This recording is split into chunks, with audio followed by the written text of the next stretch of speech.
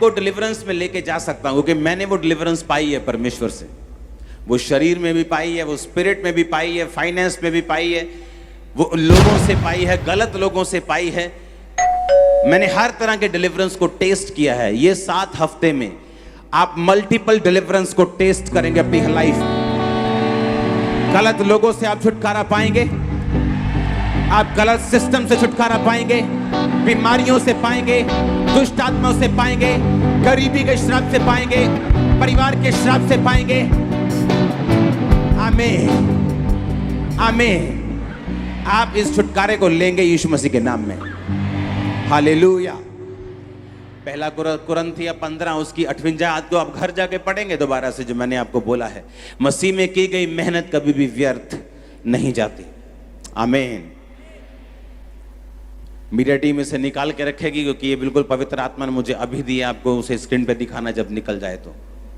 अपने पड़ोसी को बोलो, मसीह में की गई मेहनत कभी भी व्यर्थ नहीं जाती। आमीन। अब आपको ये बात समझनी है कि अब 7 हफ्ते में आपको डिलीवरेंस के ऊपर और किस तरह से परमेश्वर से हमने छुटकारों को लेना है, मैं आपको इसके ऊपर वचन दूंगा। आप तैयार हैं क्या? मैंने कहा आप तैयार हैं कि नहीं? और अगर ये वचन आपने पकड़ लिया और आप इस हिसाब से चलते रहे, आप बड़े से बड़े बंधन को तोड़कर वापस आ रहे हैं। बड़े से बड़े, वो आपके बेटे का हो, वो आपके नशे का हो, वो आपके कर्जे का हो, आप उसे तोड़ देंगे यीशु मसीह के नाम में। हालेलुया। अपने पड़ोसी को बोलो, बने रहो, अड़े रहो और खड़े रहो। आमीन। रूत की पुस्तक 1 उसकी 1 से 17 आयत को आप घर जाके पढ़ेंगे। स्क्रीन पे देखेंगे हम एक आयत को। जिन दिनों में न्यायी लोग न्याय करते थे, उन दिनों में देश में अकाल पड़ा। तब यहूदा के बैतलहम का एक पुरुष अपनी स्त्री और दोनों पुत्रों को संग लेकर मोआब के देशों में परदेशी होने के लिए चला। उस पुरुष का नाम एलीमेलेक, उसकी पत्नी का नाम नियोमी, दोनों बेटों का नाम मैलोन और किल्योन था। वे एपराती थे, अर्थात यहूदा के बैतलहम के रहने वाले थे। वे मोआब के देश में आकर रहे। तब नियोमी का पति एलीमेलेक मर गया। नियोमी और उसके दोनों पुत्र रह गए और एक एक करके उन्होंने मोआबिन स्त्री से विवाह कर लिया। एक का नाम ओप्रा और दूसरी का नाम रूत था। फिर वो वहां कोई 10 वर्ष तक रहे। तब महलोन और किल्योन दोनों मर गए और नियोमी अपने दोनों पुत्रों और पति से रहित हो गई।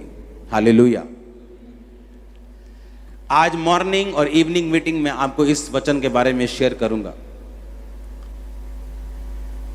परमेश्वर ने आपको अपनी महिमा के लिए बुलाया है, और परमेश्वर ने इसलिए भी आपको बुलाया है कि वो आपको परख कर आपको ब्लेस कर सके।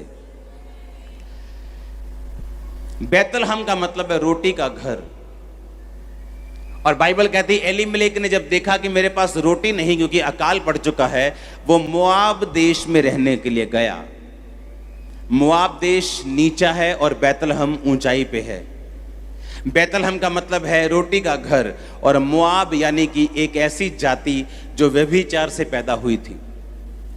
एलीमेलेक ने यह नहीं देखा कि परमेश्वर के घर में अगर अकाल है, अगर परमेश्वर के घर में जिसका नाम ही रोटी का घर है, मुझे रोटी की कमी है, तो भी मुझे पाप की ओर नहीं जाना, मोआब जाति की ओर नहीं जाना, जो व्यभिचार से पैदा हुआ है और जिससे परमेश्वर नफरत करता है।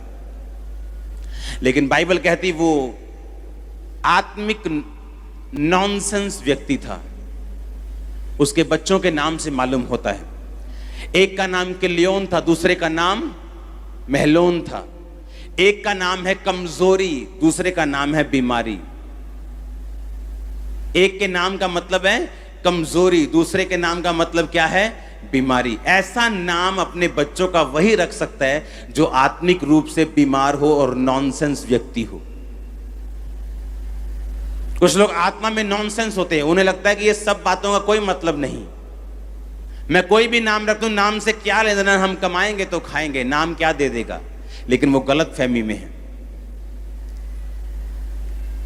नाम का मतलब आपकी लाइफ की डेस्टिनी है। नाम का मतलब उस नाम का पूरा महत्व आपकी लाइफ में रहता है। हालेलुया। मूसा जल में से निकाला गया, इसका नाम मूसा पड़ा। और जब मूसा फंसा तो जल की परीक्षा में फंसकर कनान जाने से रुक गया। ये बहुत डीप बात है, आज मैं इसे नहीं करूंगा आपके साथ। एक नॉनसेंस व्यक्ति ही अपने बच्चों का नाम बीमारी और गरीबी और बीमारी और कमजोरी रख सकता है। वो नॉनसेंस था, इसीलिए परमेश्वर के घर को छोड़ के पाप की ओर चला गया ताकि वो रोटी को कमा सके, अपने परिवार को जिंदा रख सके। और शायद परमेश्वर ने उसे परखा था कि जब मेरे घर में अकाल हो, जब मैं तेरी जिंदगी में अकाल डालूं, जब मैं तेरी जिंदगी में कमी को डालूं, क्या तू अपनी पवित्रता को, क्या तू अपनी स्पिरिचुअल लाइफ को नीचे की ओर लेके जाएगा? अगर तुझे जरूरत हो, क्या तू वहीं रखेगा जहां तुझे रखनी चाहिए? बाइबल के सबसे बड़े छुटकारों में से एक छुटकारा रूत का होता है। जब बाइबल कहती है जब उसका पति मर गया और अपनी सास के साथ वो इज़राइल में और बैतलहम में वापस गई और उसकी जो जेठानी थी वो चली गई, जब नयोमी ने कहा कि देखो दोनों बहुओं को कि मैं पति नहीं कर सकती और मेरे बच्चे भी नहीं कि तुम उनकी पत्नियां ठहरो, वापस चले जाओ अपने देश में और वहां पति करो और मुझे छोड़ दो। और बाइबल कहती बड़ी जेठानी जो थी वो छोड़ के चली गई, क्योंकि उसे मालूम था कि बूढ़ी सास के साथ सारी उम्र रहने से अच्छा ये है कि मैं अपने देश में वापस चली जाऊं जहां से आई थी। लेकिन रूत ने कहा तेरे लोग मेरे लोग होंगे, तेरा परमेश्वर मेरा परमेश्वर होगा। उस आयत को हम अपनी स्क्रीन के ऊपर पढ़ेंगे। रूत बोली तो मुझसे ये विनती ना करके मुझे त्याग या छोड़कर लौट जा, जिधर तू जाए मैं भी जाऊंगी, जहां तू टिके वहां मैं भी टिकूंगी, तेरे लोग मेरे लोग होंगे, तेरा परमेश्वर मेरा परमेश्वर होगा। तारीफ करो जोर से इस लाइन के लिए। आगे लिखा जहां तू मरेगी वहां मैं भी मरूंगी, जहां तुझे मिट्टी दी जाएगी वहां मुझे मिट्टी दी जाएगी। यदि मृत्यु छोड़ मैं किसी कारण तुझसे अलग हो जाऊं तो यहोवा मुझसे वैसा ही वर्ण अधिक करे। उसे कहा तेरे लोग मेरे लोग होंगे, तेरी मुसीबतें मेरी मुसीबतें, तेरा सुख मेरा सुख होगा, तेरा परमेश्वर मेरा परमेश्वर होगा। मैं अगर मोआब में चली गई तो वहां पर मुझे सारे सुख तो मिल जाएंगे, लेकिन यहोवा परमेश्वर की आराधना वहां नहीं होती तो वहां पे परमेश्वर मुझे नहीं मिलेगा। उसने कहा सिर्फ मौत ही होगी जो तुझे मुझसे अलग कर सकती है। और बाइबल कहती है रूत ये कहकर अपनी सास के साथ रह गई और एक खेत में सीला बिनने का काम, यानी जब फसल उठाते थे लोग तो जो कुछ रह जाता था उसे उठाने का काम करने लगी।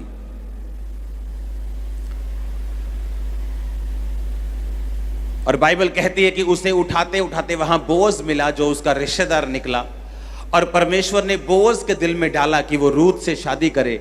और बाइबल कहती है फिर रूत ने ओबेद को जन्म दिया जो दाऊद का क्या था? हाँ, परदादा। हाँ, यिशै। उसके बाद उससे वो जन्मा और बाइबल कहती है उसी दाऊद से यीशु मसीह और उसी दाऊद से आप और मैं पैदा हुए।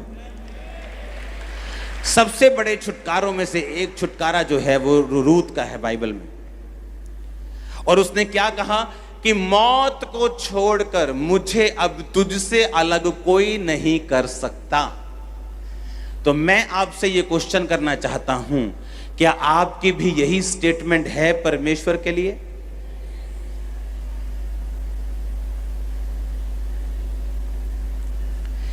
क्योंकि छुटकारा हर एक व्यक्ति चाहता है मेरा छुटकारा हो, मेरी फैमिली का छुटकारा हो, मेरे फाइनेंस का छुटकारा हो, मेरे शरीर में छुटकारा हो, मुझे बीमारियों से छुटकारा मिले, मुझे शैतान से छुटकारा मिले। लेकिन हर एक छुटकारे के लिए एक प्राइस पे किया गया है। आज देश आजाद हुए, हम 15 अगस्त में वहां आजादी मना रहे थे, आप यहां मना रहे थे। आसानी से मिल गई थी आजादी क्या? हाँ, कितने लोगों ने अपनी जान दी है, हाँ या ना? एक शारीरिक छुटकारे के लिए बाइबल कहती है हर एक छुटकारे के लिए कीमत अदा की गई है। यीशु मसीह ने भी कीमत अदा की है आपके छुटकारे के लिए। आपको उस छुटकारे को ग्रहण करने के लिए विश्वास करना होगा और विश्वास की कीमत परमेश्वर को देनी होगी। आमीन।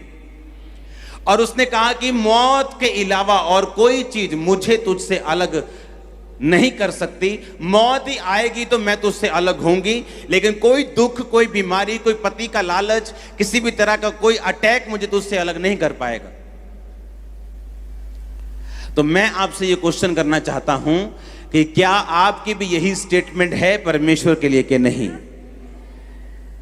क्योंकि छुटकारे के लिए जो परमेश्वर अब अगले 7 हफ्ते में आपके लिए छुटकारे के लिए प्रेयर करूंगा, इसके लिए जरूरी है कि आपका माइंड सेट बिल्कुल परमेश्वर के वचन के मुताबिक हो, और आपका जो दिमाग है, आपका जो स्पिरिट है, वो बिल्कुल परमेश्वर के वचन पे खड़ी हो, ताकि जब मैं आप पर प्रेयर करूं, परमेश्वर आपकी प्रेयर को भी सुन के आपको इज्जत दे, आपको ताकत दे, आपको बरकत दे। आमीन। आप मेरी बात समझ रहे कि नहीं? उसने कहा मौत को छोड़कर और कोई चीज मुझे तुझसे अलग नहीं कर पाएगी। सिर्फ मौत होगी जो मुझे तुझसे अलग कर सकती है। तो क्या आपकी भी परमेश्वर के लिए यही स्टेटमेंट है? या अगर वीजा ना आया तो आपको अलग कर देगा, या आप हील नहीं हुए तो वो आपको अलग कर देगा, या अगर आपके बेबी नहीं हुआ तो आप अलग हो जाएंगे? क्योंकि आपकी बहन ने बोला है बहन जी बहुत सियाना बाबा 2 मिनट आ जाए थे,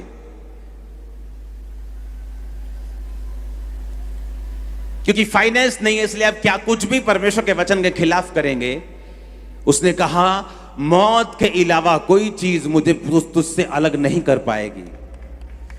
सुनो मेरी बात, छुटकारे के लिए जो परमेश्वर ने अभी आपका सोचा है करने के लिए, अगले 7 हफ्ते लगातार मैं आपको वचन दूंगा।